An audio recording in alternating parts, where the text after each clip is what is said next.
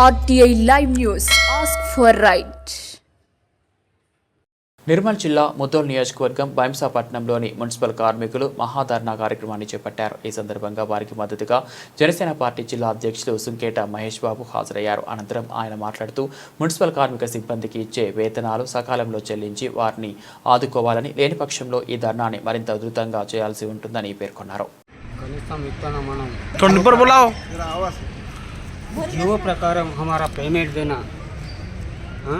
बाद में जो हमारा 2011 से पीएफ है कट हो रहा, उसका 2011 से कट हो रहा, कुछ फॉर्मेलिटीज नहीं है, हमारे को मैसेज नहीं है।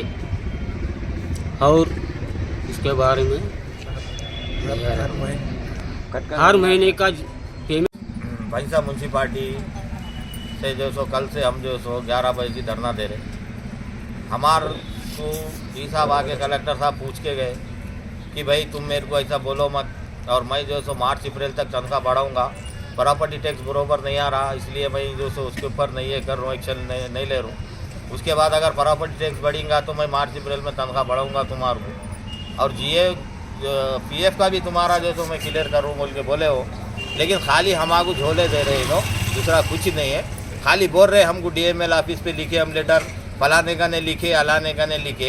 हम क्या लावारिस है क्या? बोलो आप, हमारे को कोई ऑफिसर पूछने वाला नहीं है तो हम क्या लावारिस है क्या?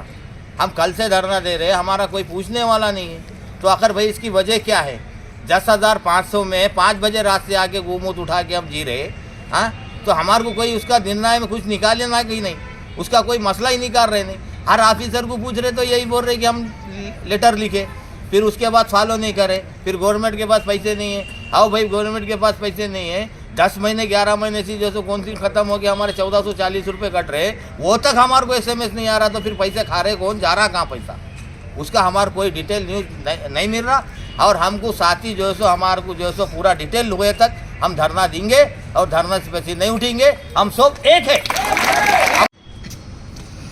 నిర్మల్ జిల్లా బైంసా మున్సిపల్ కేంద్రంలో నిన్నటి నుండి మున్సిపల్ వర్కర్స్ అందరూ కూడా, మల్టీపర్పస్ సంబంధించినటువంటి వర్కర్స్ అందరూ కూడా దాదాపు 140 మంది తమ విధులను బహిష్కరించి ఏదైతే జీతాలు పెంచాలని చెప్పి బైంసా మున్సిపల్ కార్యాలయం ముందర ధర్నా చేస్తూ ఉన్నారు.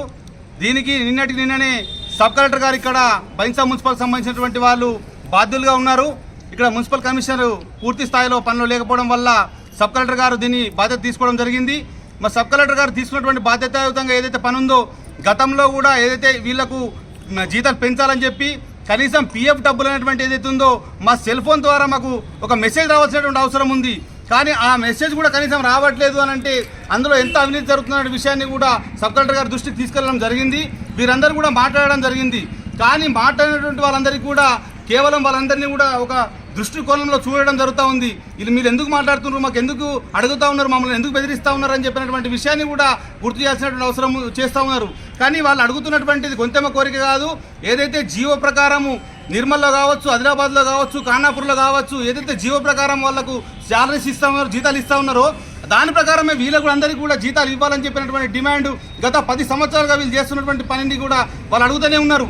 కానీ ఎవరు కూడా కనీసం మున్సిపల్ కమిషనర్ వచ్చారు, ప్రజాప్రతినిధులు మారారు, కానీ ఎక్కడ వేసిన కొంగడ అక్కడైనట్టుగా చందంగా మారుతూ ఉంది.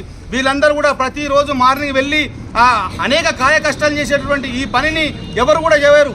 ఈ పనిని ₹1,00,000 ఇచ్చినా కూడా ఎవరన్నా కానీ ఈ మున్సిపల్ సంబంధించిన వర్కర్లో పని చేయాలంటే మాత్రం ఎవరు కూడా చేసే పరిస్థితి లేదు.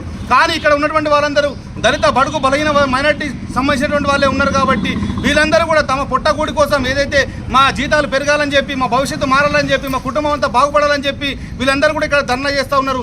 అనేక సార్లు కూడా మాకు 10,000 జీతం సరిపోతలేదని చెప్పినటువంటి విషయాన్ని వాళ్ళు గుర్తు చేశారు. అయినా కూడా కేవలం ఇక్కడ వాళ్ళు అంటే ఇక్కడ ఉన్నటువంటి వాళ్ళందరూ ఏంటంటే అధికారులు కానీ ప్రజాప్రతినిధులు కానీ ఏం చేస్తూ ఉన్నారంటే మాకు ట్యాక్సులు వస్తలేవని చెప్పి చెప్తా ఉన్నారు. నిజంగా చెప్తున్నా, ఇక్కడ రాష్ట్రంలో మొదటి స్థానంలో మన బైంసానే ఉన్న విషయం మేము గుర్తు చేస్తూ ఉన్నాము. ట్యాక్స్ పర్పస్లో మనకు అవార్డు వచ్చింది, మీకు అందరూ తెలుసు తెలియదు విషయం అంతా కూడా.